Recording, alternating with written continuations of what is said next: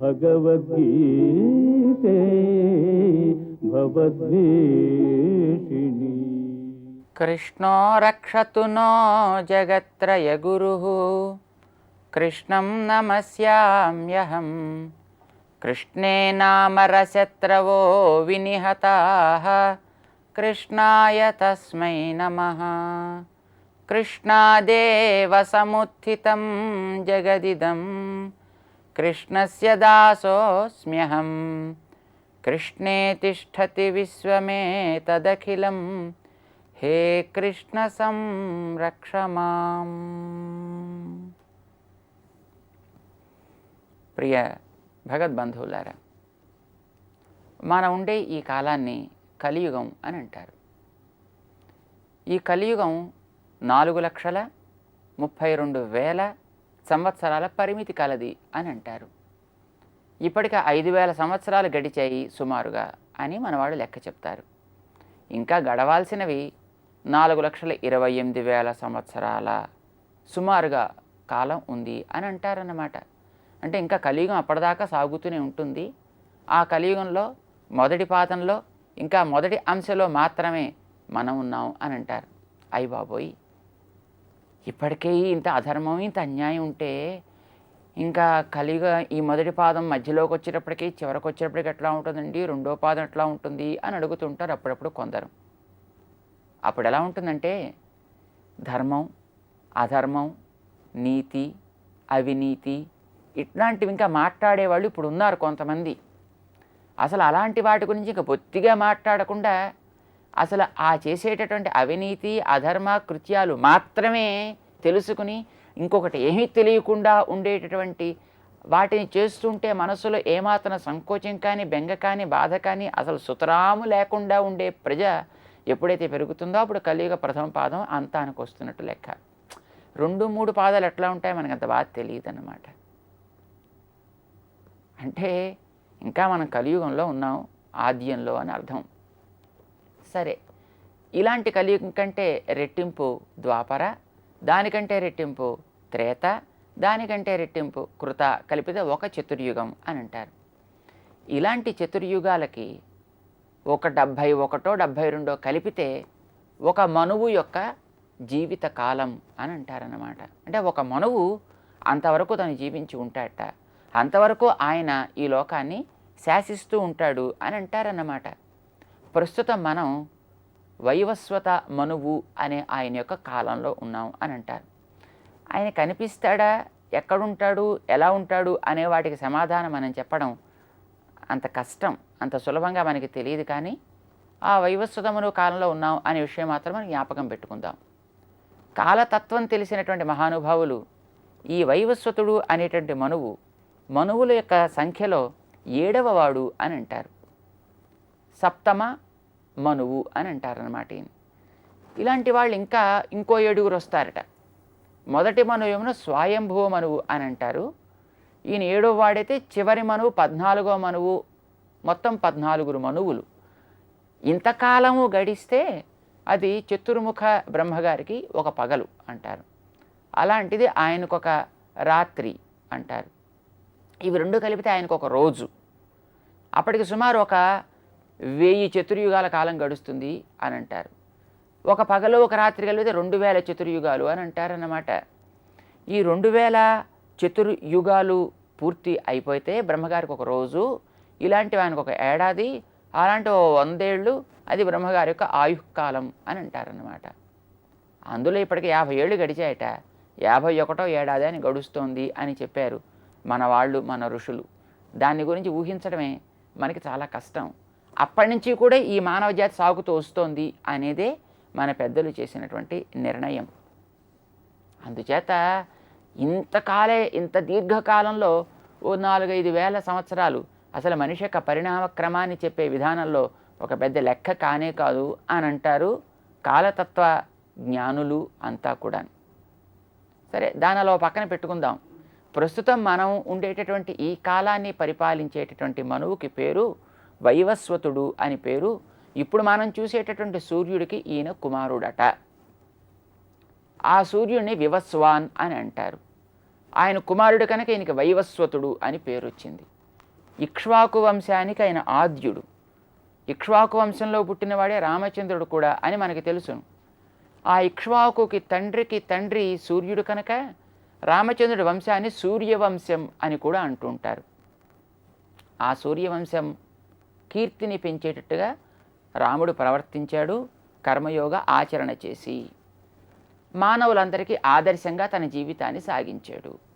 మనం కూడా ఆ రాముడి యొక్క ప్రవర్తనని ఆదర్శంగా తీసుకుని శాస్త్రీయమైన కర్మల్ని ఆచరించడంలో నేర్పరితనాన్ని చూపించాలి అని అంటారు మన పెద్దవాళ్ళు.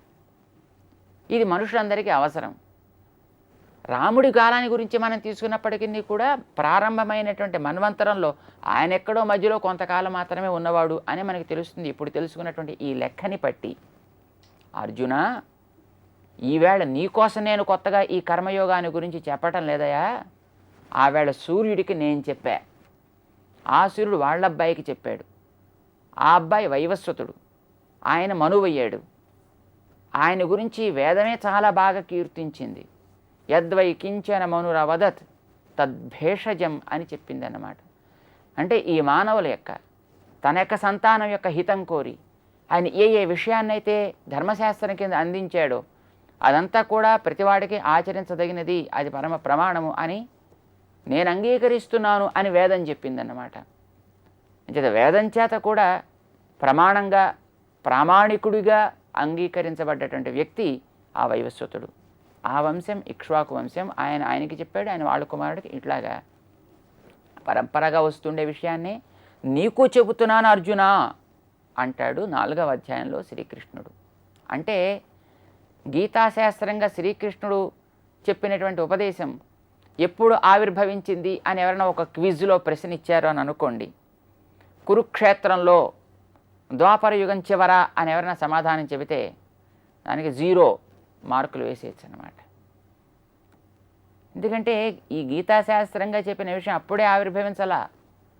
మరి ఎప్పుడు ఆవిర్భవించింది అంటే సూర్యుడికి మొట్టమొదటి చెప్పినవాడు కృష్ణుడు కనుక భగవద్గీతగా చెప్పే శాస్త్రం ఎవరికి ఉపదేశం చేసిరి అని ఇంకొక ప్రశ్న వేశారనుకోండి, కృష్ణుడు అర్జునుడికి మొదటిసారిగా ఉపదేశం చేశాను అని ఎవరైనా అంటే మైనస్ మార్కులు తీసేయచ్చు. కృష్ణుడు సూర్యుడికి చెప్పాను అంటే 100కి 100 మార్కులు వేయచ్చు అన్నమాట. అది మొట్టమొదట తను చెప్పిన విషయాన్ని గురించి అర్జునుడికి కృష్ణుడు జ్ఞాపకం చేశాడు. దీనికి ఉండే పరంపరని గురించి తను చెబుతున్నాడు 4వ అధ్యాయంలో. మళ్ళీ ఒకసారి జ్ఞాపకం చేస్తున్నాడు తప్ప ఈవేళ కొత్తగా తను ఏదో ఒకదాన్ని స్మరించుకుని చెప్పటం లేదన్నమాట. అదే చెప్తాడు. ఏవం పరంపరా ప్రాప్తం ఇమం రాజర్షయో విదుః సకాలే నేహ మహతా యోగో నష్టః పరంతప. అర్జున, నువ్వు చాలా గొప్పవాడివే, చాలా గొప్పవాడివి. నీకుండే తేజస్సు చాలా గొప్పది. అసలు నీ తేజస్సు చేతనే ఎతటి వాళ్ళందరినీ కూడా అణిచివేయగలిగేంత శక్తి నీలో ఉండొచ్చు. అయినా ఇది గహనమైనటువంటి విషయం, నీలాంటి వాళ్ళ జ్ఞానాన్ని కూడా అందేది కానే కాదు అని తెలియడం కోసం పరంతప అంటున్నాడు. నీకు అంత గొప్ప జ్ఞానం ఉన్నా ఈ విషయాన్ని తెలుసుకోకపోతే నీకుండే గొప్పతనం అంత వ్యర్థం అని తెలియడం కోసం కూడా పరంతప అని అడ్రస్ చేస్తున్నాడు. మనిషి ఎంత బలం కలిగిన వాడని, ఎంత బుద్ధిమంతుడైనా కావచ్చు, కానీ ఒక్కొక్క సన్నివేశంలో తెలియాల్సినటువంటి చాలా స్వల్ప విషయమే తెలియడం చాలా అవసరం కదా. బలం ఉండి బుద్ధి ఉన్నంత మాత్రం చేత చాలా. నీళ్ల మధ్యలో తాను ఉండేటప్పుడు నీటిని ఎప్పుడైనా ఒకవేళ ఎదుర్కోవలసి వస్తే హాయిగా నీటిని దాటి బయటికి రావడానికి అవసరం, ఈత రావడం చాలా అవసరం కదా. అదొక్కటి రాకపోతే మిగతా విని తెలిసిన వ్యర్థం అని అంటాం మనం. అలాగే అర్జున, మనిషి ఈ లోకంలో పుట్టిన ప్రతివాడికి కూడా తప్పనిసరిగా తెలుసుకోవలసినటువంటిది నేను చెప్పేది కర్మయోగం. ఇది తెలియకపోతే మిగతా ఎన్ని యోగ్యతలున్నా అవన్నీ కూడా వ్యర్థం సుమా అనేది అర్జునుడికి మళ్ళీ ఒకసారి తెలపడం కోసమని పరంతప. ఏమైంది?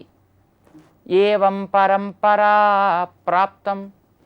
ఒకనాడు ఆయన సూర్యుడు వాళ్ళ అబ్బాయికి ఇలాగ క్రమంగా పరంపరగా వచ్చినటువంటి ఈ కర్మయోగానికి సంబంధించినటువంటి విషయం ఉందే, చాలామందికి చాలా కాలం తెలుసు. ఇమం రాజర్షయో విదుః. రాజర్షులైనటువంటి కొంతమంది దీన్ని తెలుసుకుని ఉన్నారు. ఋషి అంటేనే చూచినవాడు అని అర్థం, ద్రష్ట అని అంటాం. ఏమిటి చూచినవాడు అంటే విషయాన్నంతటిని కూడా వస్తువుల యొక్క యాథాత్మ్యాన్ని స్పష్టంగా తెలుసుకున్నవాడు. గడిచిన దాన్ని, గడువబోయేదాన్ని, గడుస్తున్న దాన్ని సమన్వయం చేసుకుంటూ నడిచేటటువంటి యోగ్యత కల మహానుభావుణ్ణి ఋషి అని అంటాం. ఈ ఋషుల్లో కూడా రాజర్షులు అని కొందరని అంటాం. రాజర్షి అనంటే తను చేసేటటువంటి లోక పాలన వ్యవహారాలని ఏమాత్రం వదలకుండా తను వాటిని సాగించుకుంటూ వెడుతూనే తెలియవలసిన ఆత్మతత్వ విషయక పరిపూర్ణ జ్ఞానం కలిగిన వాడు అని అర్థం అన్నమాట. అలాంటి వాళ్ళు ఎవరైనా ఉన్నారా? ఇమం రాజర్షయో విదుహు. నేను చెప్పేది నీ కర్మయోగాన్ని తెలిసిన రాజర్షులు బోల్డంతమంది ఉన్నారు. 3వ అధ్యాయంలో తను ఏదో కర్మయోగంలో పరినిష్పన్నమైనటువంటి యోగ్యత కలిగిన వాళ్ళు జనకాదులు అని ఒక ప్రస్తావనైతే సూచన చేసి ఉన్నాడు తను. దాన్నే ఇక్కడ చెప్తున్నాడు. ఇంకా ఎవరున్నారా? ఒకళ్ళిద్దరు పేర్లు చెప్పగలవు? చెప్పకుండా చెప్పగలను. ఎవరు వాళ్ళు అంటే జనక చక్రవర్తితో పాటు అంబరీషుడు అట్లాంటి గొప్ప రాజర్షి, మంచి కర్మయోగి అని అంటారనమాట. ఈయనే కాదు, మనకి ఉపనిషత్ ప్రసిద్ధుడైనటువంటి వైశ్వానరోపాసన అనేటువంటి ఒక బ్రహ్మ విద్యని వెలువరించినటువంటి అశ్వపతి అనే ఓ రాజుగారు ఉండేవారు. చాలా గొప్ప రాజు ఆయన. చాలా ఒక 5గురు జ్ఞానం కలిగినటువంటి మహానుభావులు తామే వైశ్వానర ఉపాసన చేస్తున్నాం అని అనుకుంటూ ఒక చోట చేరి తమకి తెలిసిన విషయాన్ని ఒక్కొక్కళ్ళు పరస్పరం చర్చించుకుంటే అది ఒకళ్ళతో ఒకళ్ళ సంబంధం లేకుండా ఉండేటప్పటికీ తెలిసినవాడు ఎవడుంటాడబ్బా అని ఆలోచన చేసి ఉద్దాలకుడైన ఒక మహానుభావుడి దగ్గరికి పెడతారు. ఆ ఉద్దాలకుడి దగ్గర తమ అభిప్రాయాలన్నీ వాళ్ళు వివరిస్తారు. ఆయన అన్నీ వినేసి, అరే నేను వైశ్వానర ఉపాసన చేస్తున్నా, కానీ నేను చేసే ఉపాసన ఇంకొక రకంగా ఉందే, కనుక ఇప్పుడు మీరు చెప్పేది 5 రకాలుగా ఉన్నాయి, నాకు తెలిసింది చూస్తే అది ఇంకో రకంగా ఉంది, మొత్తం ఇప్పుడు 6 రకాలుగా మన ఉపాసన సాగినట్టు అవుతోంది. అసలు ఈ 6 కరెక్టా? 6లో ఏదైనా ఒకటి కరెక్టా? లేకపోతే ఏదైనా మనకి తేడా ఉందా తెలుసుకోవడం కోసం మరొక మహానుభావుడు ఉన్నట్ట.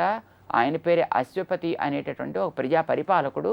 ఆయన దగ్గరికి వెడదాం పదండి అని ఆ ఉద్దాలకుడు 5గురిని తీసుకుని ఆయన దగ్గరికి వచ్చి తమ యొక్క సంశయాన్ని వెళ్ళిపుచ్చితే ఆయన విని ఈ 6గురి యొక్క అభిప్రాయాలు అంటే విద్యా ఉపాసన చేసే విధానాలు సరి అయినవే, కానీ 6ంటికి ఉండేటువంటి సంబంధం ఒకటి ఉంది అనంటూ విరాట్ స్వరూపుడైనటువంటి పరమాత్మ యొక్క జగదాకార స్వరూపాన్ని గురించి వివరిస్తూ ఈ వైశ్వానర ఉపాసన ఎట్లా చేయాలి అంటూ దాంట్లో ఒక మంచి రహస్యాన్ని ఆయన వివరిస్తాడనమాట. ఆహారం తీసుకునే విధానం ఒకటి తెలిస్తే చాలు, నీకు ఒక బ్రహ్మ విద్య తెలిసినట్టే. ఎలా తినాలి, ఎంత తినాలి, ఎందుకు, ఎప్పుడు తినాలి అనే విషయం ఒకటి నీకు తెలిస్తే చాలు అని దాన్ని చాలా స్పష్టంగా చెప్తాడు ఆయన అశ్వపతి అనేటువంటి మహారాజు. ఆయన కర్మయోగ నిష్ఠ కలిగినటువంటి మహనీయుడు అనమాట. కనుక ఇమం రాజర్షయో విదుహు, ఈ కర్మయోగ జ్ఞానం చాలామంది రాజర్షులు, ఈ అశ్వపతి, జనకుడు, అంబరీషుడు లాంటి వాళ్ళు కలిగిన వాళ్ళు ఉన్నారయ్యా. అయితే మరి నువ్వు ఇప్పుడు ఎందుకు మళ్ళీ నాకు చెప్పడం? సకాలే నేహ మహతా యోగో నష్ట పరంతప. ఆ కర్మయోగానికి సంబంధించినటువంటి ఈ జ్ఞానం ఉందే, మహతా కాలేన, ఎప్పటివాడో కదా ఆయన వాళ్ళ అబ్బాయికి చెప్పి, ఆయన వాళ్ళ అబ్బాయికి చెప్పి, ఆయన వాళ్ళ అబ్బాయికి చెప్పి ఇలాగ క్రమంగా రావడం చేత ప్రస్తుత కాలానికి అది ఏమైంది, నష్టప్రాయం అయిపోయింది. ఉంది లేకపోలేదు, కానీ తెలిసిన వాళ్ళు ఎవరున్నారు అంటే ఎక్కడెక్కడికో వెళ్ళి వెతకాల్సి వచ్చే స్థితి ఈవేళకి దాపురించిందనమాట. అందుకోసం మళ్ళీ నేను నీకు ఒకసారి కొంచెం జాగ్రత్తగా చెప్పాల్సి వస్తుంది. ఈవేళ కూడా ఉంది, కానీ అది నిమురు కప్పిన నిప్పులా ఉంది. ఆ నిమురుని మళ్ళీ ఒకసారి దులిపి ప్రకాశింపజేయాల్సిన అవసరం ఈవేళ ఏర్పడింది.